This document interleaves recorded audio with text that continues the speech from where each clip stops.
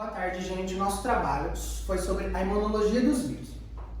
Dentro da imunologia dos vírus, a gente pode destacar a resposta imune inata e a resposta imune adaptativa. A primeira que a gente vai trabalhar aqui é a resposta imune inata. Dentro da resposta imune inata, a gente tem vários mecanismos contra os vírus. A primeira são as barreiras. E essas barreiras, elas existem de diversas formas. Pode ser uma barreira física, por exemplo, a nossa pele, ela é uma barreira física. Por quê? Porque ela impede que o vírus penetre dentro do nosso organismo. Não é esse tipo de penetração que vocês estão pensando. Outras barreiras que existem no nosso organismo, por exemplo, quando a gente come algum alimento e esse alimento está infectado com alguns vírus, esse alimento acaba parando no nosso estômago. E o pH do nosso estômago, por ser ácido, combate esse vírus. Então é outra forma que a gente tem de barreiras para combater os vírus. Porém, quando as nossas células acabam se tornando infectadas, porque essas barreiras foram ineficientes, essas células infectadas acabam liberando algum tipo de interfero. E quais são esses tipos de interfero? São tipos de interfero do tipo 1, que podem ser alfa ou beta. E esses interferos, eles têm vários efeitos no nosso organismo para combater o vírus. O efeito antiviral ocorre da seguinte maneira. Esses interferons, eles vão ativar genes que vão interferir na replicação viral. Com isso, ocorre a inibição do material genético dos vírus, podendo ser DNA ou RNA. Além desse efeito antiviral que foi explicado pelo Marcelo, os interferons do tipo alfa e beta, eles participam também ativando as células natural killers, que desempenham vários papéis na defesa contra os vírus. Um deles seriam com a produção de enzimas, porfinas e granzimas.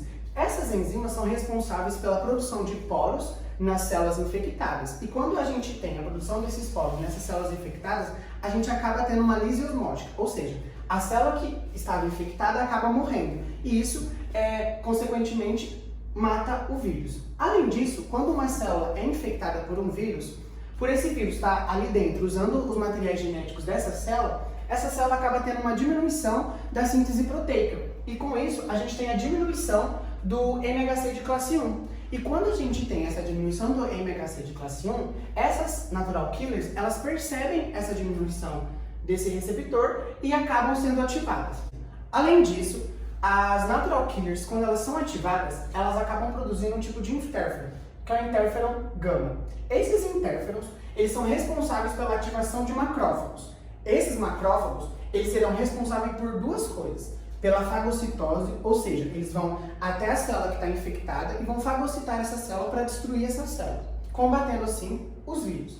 Além disso, quando esses macrófagos são ativados por esse tipo de interfero, eles acabam liberando uma interleucina, que é a interleucina 12. E essa interleucina tem efeito rebote nas células natural killers, ou seja, quando a gente tem a ativação de macrófagos, a produção de interleucina 12, eles vão ativar outras células natural killers, que vão desenvolver todos os outros processos citados.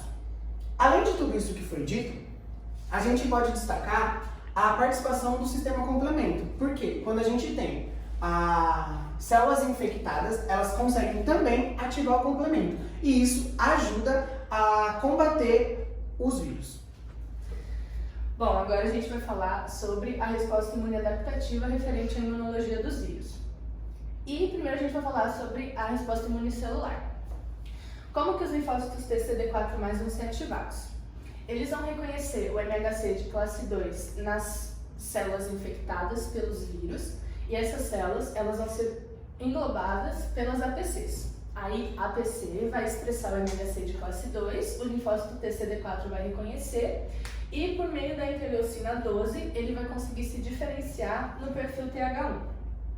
Então, o perfil TH1 ele vai ativar os macrófagos por meio do interferon gama, que os macrófagos ativados vão fazer a fagocitose das células infectadas. Exatamente. E também a gente tem os linfócitos TCD8+. Os linfócitos TCD8, eles são os principais efetores da resposta imune contra os vírus. E aí, como que eles são ativados? Eles vão reconhecer o MHC de classe 1, que é expresso em qualquer célula que não seja a APC que está infectada pelo vírus.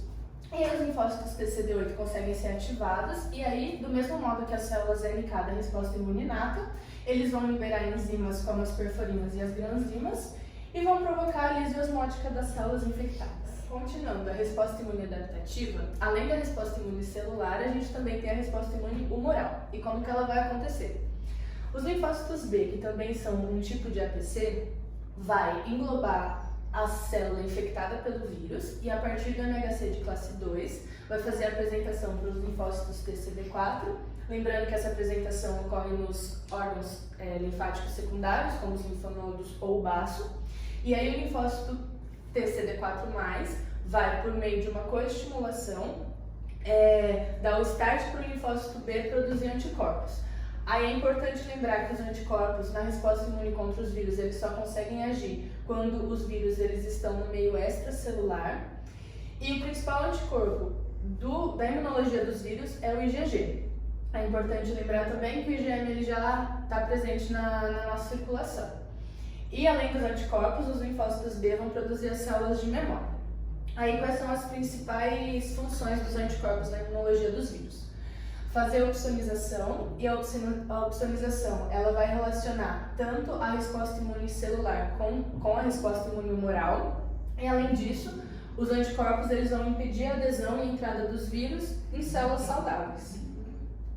Então, a vacina é muito importante, pois ela ativa o nosso sistema imune, fazendo as células de memória e anticorpos, e também impedindo a adesão e entrada de vírus em células saudáveis, tendo assim uma resposta mais eficaz em outra infecção, como por exemplo a tríplice viral, que combate o sarampo, a cachumba e a rubéola. Agora que a Gil e o Fernando já explicaram sobre a resposta imune humoral, a gente pode falar sobre como a resposta imune humoral age em cada tipo de infecção viral. Por exemplo, a influenza e o sarampo. No caso da influenza, a gente está falando de uma infecção aguda que atinge o epitélio do trato respiratório. Então, uma resposta imune adequada é a ação de anticorpos só nesse epitélio que foi atingido. Enquanto no caso do sarampo, embora também seja uma infecção que começa no epitélio, o vírus ele vai se disseminar pelo organismo através da via hematogênica. Então, uma resposta imune adequada inclui tanto os anticorpos que são do epitélio quanto anticorpos circulantes do organismo. Então, alguns sintomas da influenza é a temperatura maior ou igual a 37,8 graus, calafrios, cefaleia, tosse seca e mialgia. E alguns sintomas do sarampo os calafrios, a cefaleia, irritação nos olhos e nariz e 3 a 5 dias podem aparecer manchas no rosto e atrás da orelha e a febre persistente é um sinal de gravidade. Em relação ao sarampo também, no ano de 2019 já houveram mais de 10 mil casos confirmados de sarampo e mais 20 mil casos estão sendo investigados. E mais da metade desses casos foram no estado de São Paulo. Então é muito importante a questão da campanha de vacinação que está sendo aplicada numa faixa etária entre 20 e 29 anos. Então nosso trabalho sobre imunologia dos vírus foi isso. Espero que vocês tenham gostado e obrigada!